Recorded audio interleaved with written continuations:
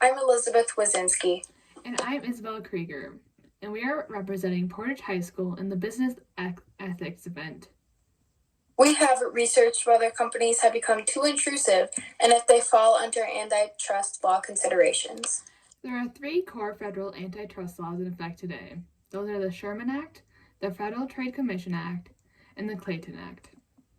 The first act is the Sherman Act, which was made in 1890. It was enacted to curb concentrations of power that interfere with trade and reduce economic competition. The second act is the Federal Trade Commission Act, FTC, which was enacted in 1914. FTC was made so that it outlaws unfair methods of competition and unfair practices that affect commerce. The third act is the Clayton Act. It gave the government the power to protect both competition and consumers by restricting unhealthy business practices. This act also addressed certain practices that the Sherman Act did not clearly prohibit. We believe that companies have become more and more intrusive in today's day and age of online shopping and social media. An example of this could be the United States versus Microsoft Corporation. In this case, the FTC, which is the Federal Trade Commission, launched an investigation trying to determine whether or not Microsoft was trying to create a monopoly in the early 90s. 20 different states filed antitrust charges against Microsoft. The charges brought against Microsoft to determine if its bundling of additional programs into its operating system constituted as monopolistic actions.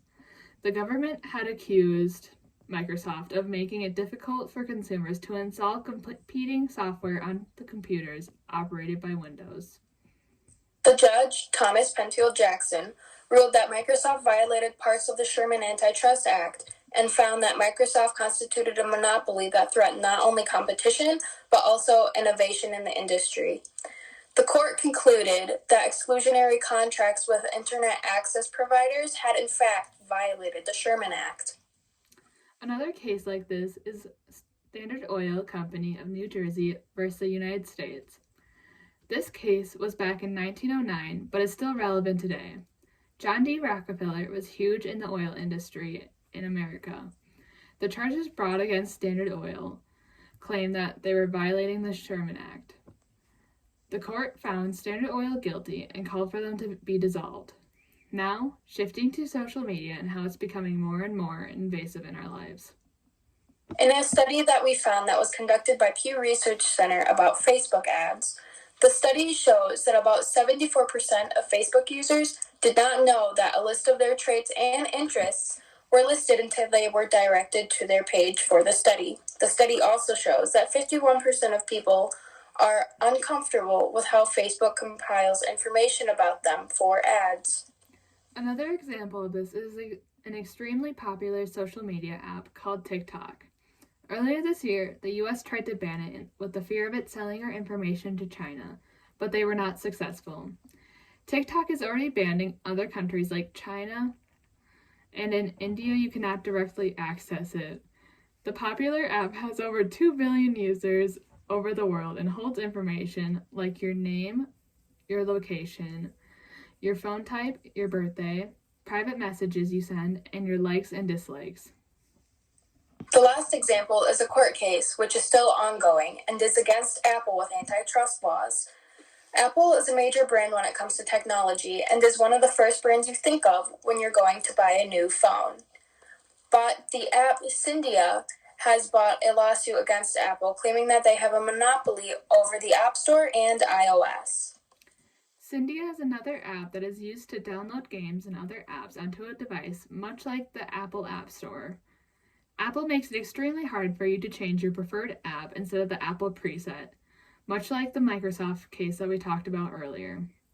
In order for people to get Cyndia on their phones, they would have to jailbreak their phone, which is basically like you hacking your own phone to get around some built-in rules Apple has. Many big companies like Netflix, Spotify, and Amazon are free on the App Store because then Apple does not get a portion of the revenue. Instead, the companies charge in-app purchases. Apple has used its power over the App Store to its advantage. Apple has provided parental controls or monitor time spent on a phone. Apple had said that they removed some of these apps for privacy reasons. Now, lawmakers and regulators around the world debate how to rein the power of technology companies.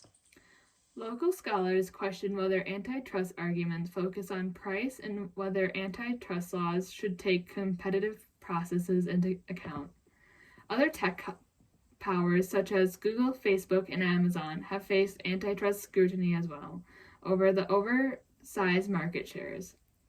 Apple has generated $266 billion in sales and $59.5 billion in profit in the last fiscal year. Apple relies on the revenue of sales of apps and other services while they make most of their sales from selling phones. The legal question in this case, Apple versus Pepper, is whether the lawsuit was closed by a decision of a previous lawsuit, which was Illinois Brick Company versus Illinois in 1977. This case allowed only direct purchases of products that bought federal antitrust laws. Apple had argued that it was not subject to a lawsuit, but was an intermediary. To sum it up, Apple would disregard statutory text, creating an economic distinction among monopolistic retailers. They would also furnish monopolistic retailers for invasion of the antitrust laws. So, to recap, we have talked about the 3 core anti-federal trust laws, court cases, along with social media, and explanations and statistics. Thank you so much for your time, and we hope you enjoyed our presentation. Have a great rest of your day.